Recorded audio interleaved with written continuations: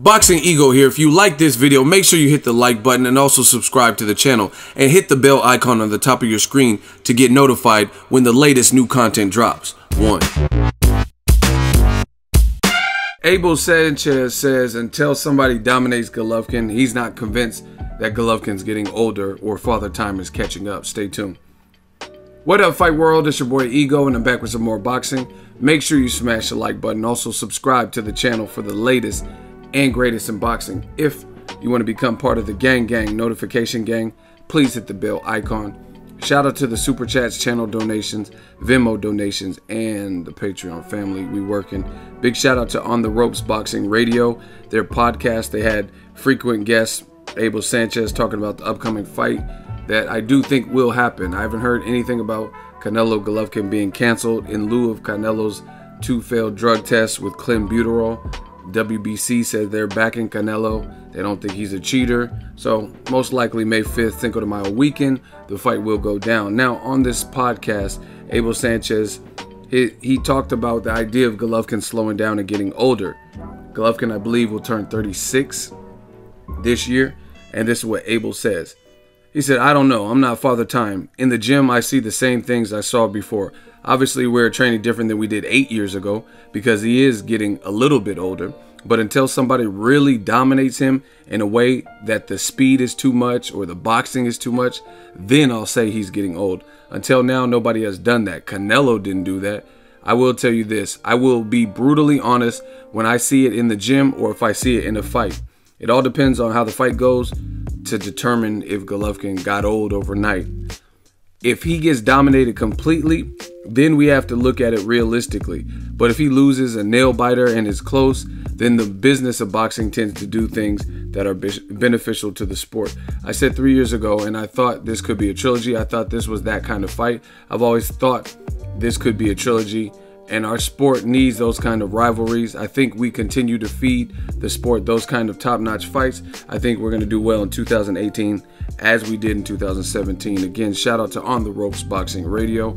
I want to give my thoughts. Man, I got to be perfectly honest with my crowd, the Ego Army family.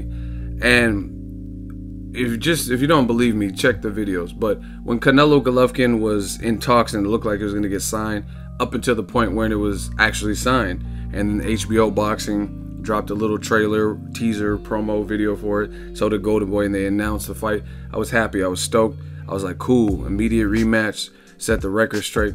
But I'm telling you, like, just to be 100% frank, I still want to see the fight. I still might go out to Vegas for this fight, but I'm not feeling the same way I did when it was the close negotiations looked like it was going to get finalized or when it first dropped. And the reason is, I'm going to explain to you guys. There's a lot of drama in the pre-fight build-up, but not in a good way. If there's drama like Canelo and Golovkin did a face-off and it was just high drama and it was building up that way, I wouldn't have a problem with that type of drama. But the drama is things that potentially taint or skew people's views on the outcome of the fight, like Canelo's failed drug test.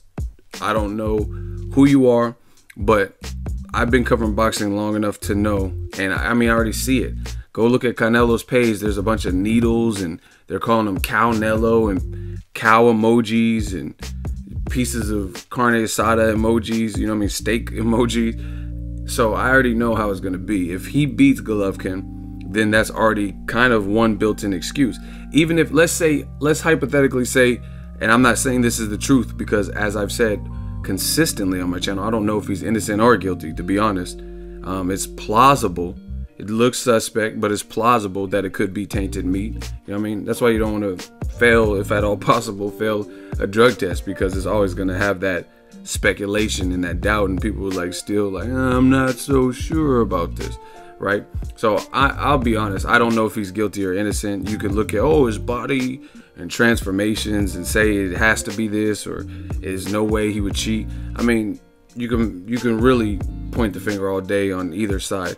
But what I do know from covering the sport, seeing the outcry in the comments, that if Canelo beats Golovkin, I don't think he's going to get full credit for it. You even have boxers like Liam Smith. He's saying, I want my loss to Canelo overturned. And people like Billy Joe Saunders saying on record that Canelo's been a cheat his whole career and stuff. So if boxers are openly like hurling out these types of comments, then you know it's not going to be that. And then now Abel Sanchez is doing this interview, and the whole theory of did Golovkin get old overnight. So these things to me just keep chipping away at the value of the fight, because just like Ward Kovalev, the immediate rematch needed to happen, and we got that. You know what I mean? So before the fight, there was no real excuses. The only excuses came in fight, where Andre Ward hit him low and Kovalev got stopped because of nut shots. You know what I mean? But in the build-up, there wasn't this. But now, before we even get to May 5th, before we even get to Cinco de Mayo, before we get to the actual fight, I feel like little things are hurting this particular fight. Promotion hasn't been great. They didn't do a press tour.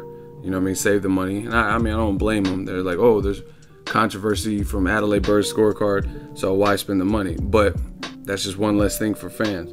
And then this failed drug test, so you know some people are going to use that if Canelo wins as a scapegoat, no matter if he's innocent or guilty.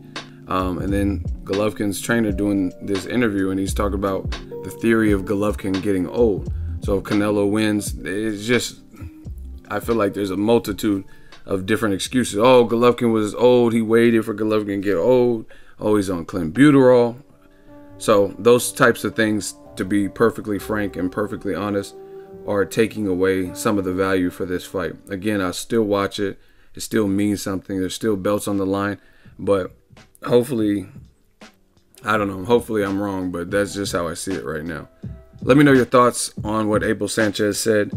Is Golovkin getting old? Is that an acceptable excuse if he loses?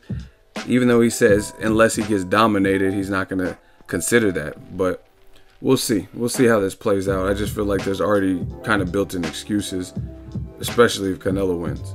Let me know your thoughts. Drop it in the comment section. Make sure you smash the like button as always. Hate, comment, and subscribe. Till next video is Ego signing off. So if you enjoyed this video and want more content like this on the channel, you can show your appreciation by going to the PayPal donate button or the YouTube support button. And you can donate any amount that you feel is equivalent to the value of this video. Much more to come. Thank you guys for your support.